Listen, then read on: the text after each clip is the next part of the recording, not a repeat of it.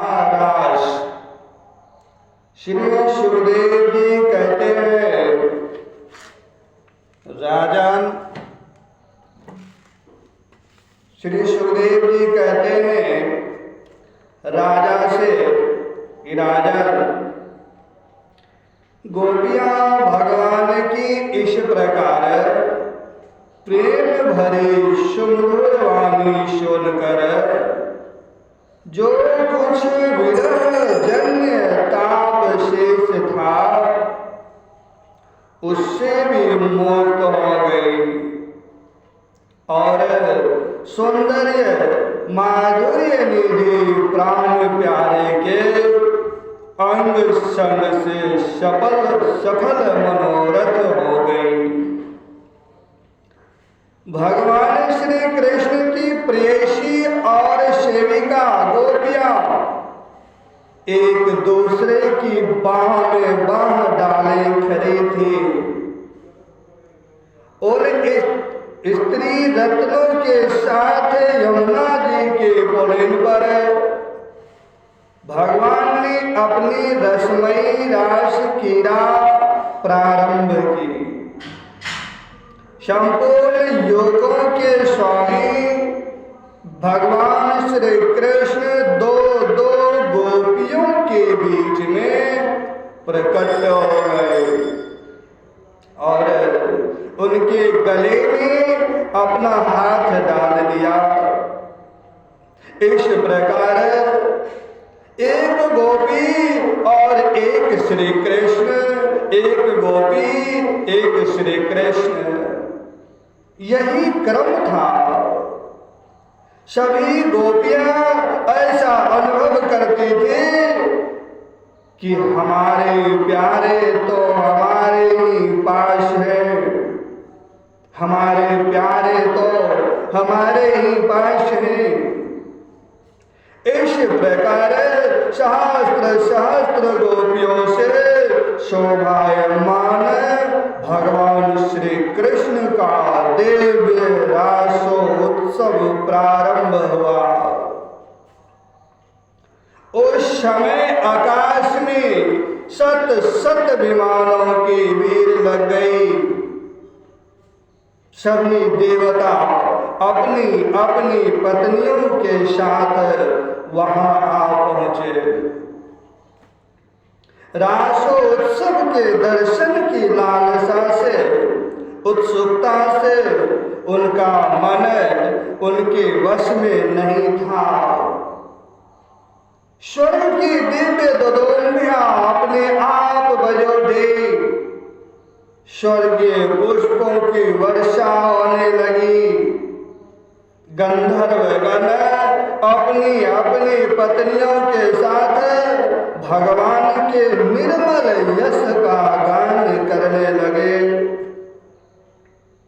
रास मंडल में सभी गोपियां अपने प्रियतम श्याम सुंदर के साथ नृत्य करने लगी, नाचने लगी। उनकी कलाइयों के कंगन, पैरों के पायजेब और गर्दनी के छोटे छोटे घुंघरू एक साथ बज उठे।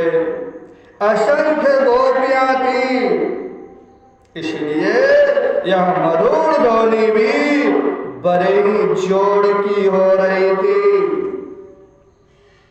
यमुना जी के रमण रेती पर ब्रज सुंदरियों के बीच में भगवान श्री कृष्ण की बड़ी अनोखी शोभा हुई।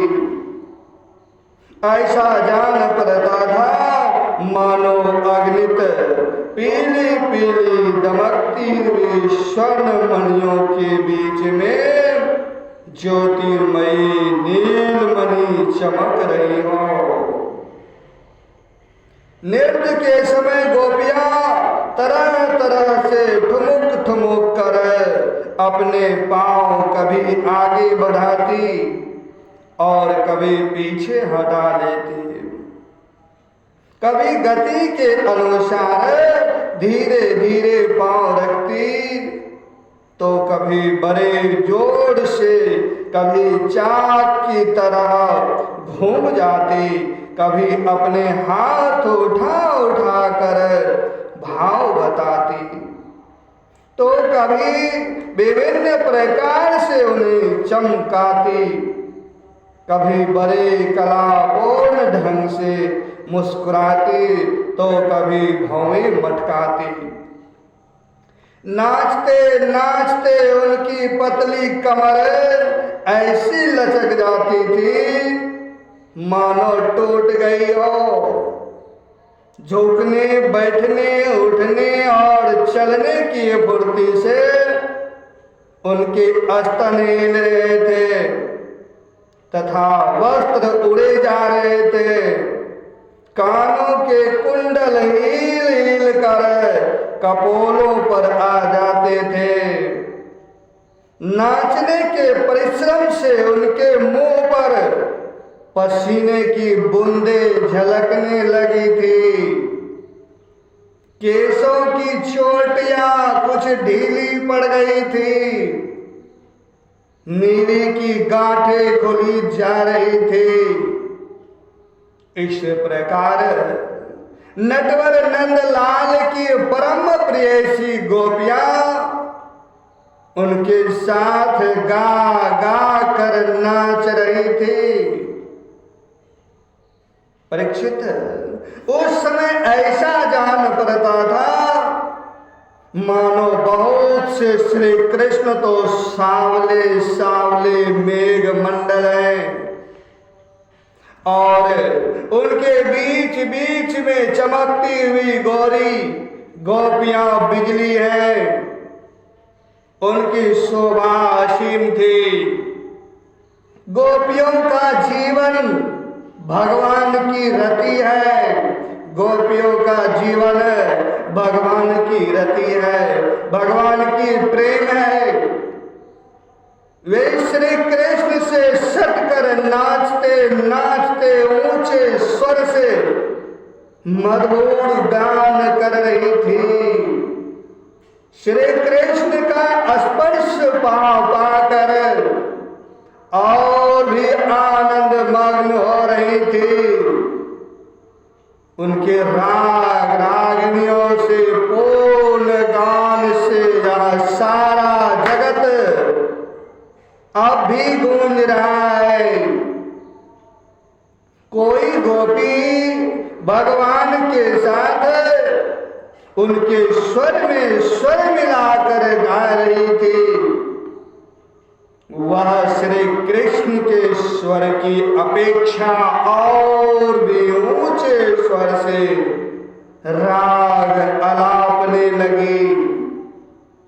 उसके विलक्षण और उत्तम स्वर को सुनकर वे बहुत ही प्रसन्न हुए और वाह वाह करके उसकी प्रशंसा करने लगे। उसी राग को एक दूसरी सखी ने ध्रुपद में गाया। उसका भी भगवान ने बहुत सम्मान किया।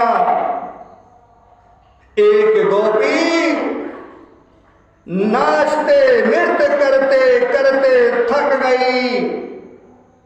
उसकी कलाइयों से कंगन और चोटियों से बेला के फूल खिसकने लगे। तब उसने अपने बगल में ही खड़े मुरली मनोहर श्याम सुंदर के कंधे को अपनी बांह से कसकर पकड़ लिया। भगवान श्री कृष्ण ने अपना एक हाथ दूसरी गोपियों के कंधे पर रख रखा था। वह स्वभाव से तो कमल के समान सुगंध से युक्त था ही। उस पर बड़ा सुगंधित चंदन का लेप भी लगा था। उसकी सुगंध से वह गोपी पुलकित हो गई, पुलकित हो गई। उसका रोम रोम खिल उठा। उसने झट से उसे चूम लिया। एक गोपी नृत्य कर रही थी, नाच रही थी। नाचने के कारण उसके कुंडल हिल रहे थे। उनकी छटा से उसके कपोल और भी चमक रहे थे। उसने अपने कपोलों को भगवान श्री कृष्ण के कपोल से सटा दिया और भगवान ने उसके मुंह में अपना चबाया हुआ पान दे दिया। कोई गोपी नुपुर और करधनी के घुंघरुओं को झनकारती हुई नाच और गा रही थी। वह जब बहुत थक गई तब उसने अपने बगल में ही खड़े श्याम सुंदर के शीतल कर कमलों को अपने दोनों स्तनों पर रख लिया। परीक्षित